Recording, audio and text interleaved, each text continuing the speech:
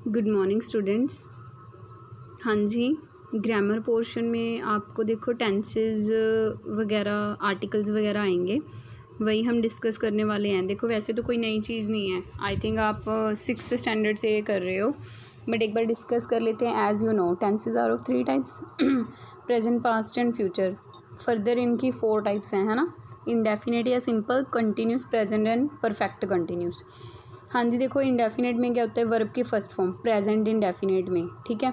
और वर्ब की first form के साथ एस या ई एस भी यूज़ करते हैं, लेकिन सिर्फ उसी केस में जहाँ पे सब्जेक्ट थर्ड पर्सन सिंगुलर होगा। पास्ट में अगर हम बात करें तो वर्ब की सेकंड फॉर्म यूज़ होगी। नेगेटिव में डिड आने के बाद वर्ब की फर्स्ट फॉर्म लगानी है, ये ध्यान रखना है। प्रेजेंट में नेगेटिव में डू या डज लगाना है, जहाँ पे डज आ गया उसके बाद फिर वर्ब की फर्स्ट फॉर्म के साथ एस या ई एस नहीं आएगा। फ्यूचर में will shell plus verbs first form. Continuous होते हैं, काम अभी चल रहा है इसकी पहचान होती है। प्रेजेंट और पास्ट में क्या होगा, सिर्फ हेल्पिंग वर्ब का डिफरेंस होगा। प्रेजेंट में इज एम आ रहा है, पास्ट में वाज वर, उसके बाद वर्ब की फर्स्ट फॉर्म के साथ आई एन जी। और फ्यूचर में क्या होगा, विल शैल के साथ बी ऐड कर देना है, plus verbs first form and I N G. Perfect means होता है जब काम कंप्लीट हो जाता है ना। तो प्रेजेंट में हेल्पिंग वर्ब होगी has have plus verbs third form, लेकिन पास्ट में हैड आ जाएगा plus verbs third form. Future में क्या होगा, विल शैल तो आएगा ही, plus have plus verbs third form. Perfect continuous जिसमें टाइम भी ऐड हो जाता है ना, इसलिए इसमें सिंस या फोर भी यूज़ होंगे, क्योंकि परफेक्ट आ गया है तो हेल्पिंग वर्ब हम परफेक्ट की उठा रहे हैं, हैज़ हैव। और कंटिन्यूस है तो verbs first form plus I N G, दोनों को कनेक्ट किया बीन से, ठीक है। अब सिंस या फोर किस लिए लगता है, पॉइंट ऑफ टाइम और पीरियड ऑफ टाइम के लिए, ठीक है। हाँ जी, पीरियड ऑफ टाइम के लिए फोर यूज़ करते हैं, पॉइंट ऑफ टाइम के लिए सिंस। पास्ट में सेम है, हैज़ हैव की जगह हैड बीन, और फ्यूचर में विल शैल हैव बीन, ठीक है। मतलब आपको फिलअप्स दिए होंगे कि इस टेंस के अकॉर्डिंग फिल करना है, तो जस्ट वर्ब की फॉर्म ही मेन है, वो आपको पता होनी चाहिए किस टेंस में कौन सी लगेगी। तो ये चार्ट एक बार अच्छे से रिवाइज करके कुछ एक्सरसाइजेस की प्रैक्टिस करनी है। उसके बाद आर्टिकल्स, ये भी आई थिंक बहुत कॉमन पार्ट है ना। We have 3 articles. पहले तो देखो डिटर्मिनर्स का एक पार्ट होते हैं आर्टिकल, है ना।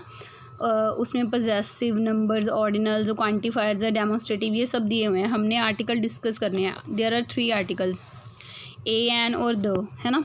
ए एन दोनों इनडेफिनेट हैं, द एक डेफिनेट आर्टिकल है। अब इनडेफिनेट ए और एन की बात करें तो ये कहाँ यूज़ होते हैं, सिंगुलर काउंटेबल नाउन, सिंगुलर चीज़ के आगे, है ना।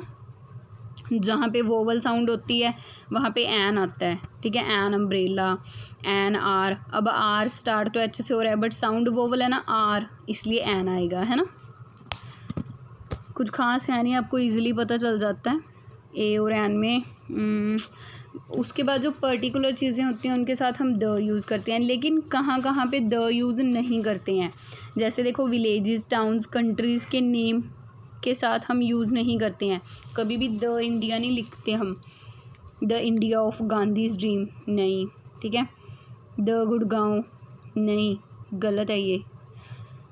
Before parts of body, parts of body के आगे भी हम द यूज़ नहीं करते। He raised hand, the hand नहीं लगाएंगे हम, ठीक है। He went there on foot, on the foot नहीं लगाते हम। एब्स्ट्रैक्ट नाउन्स होते हैं जो हम सिर्फ फील कर सकते हैं, डेथ, पेन, जॉय, है ना, तो इनके आगे भी द यूज़ नहीं होता।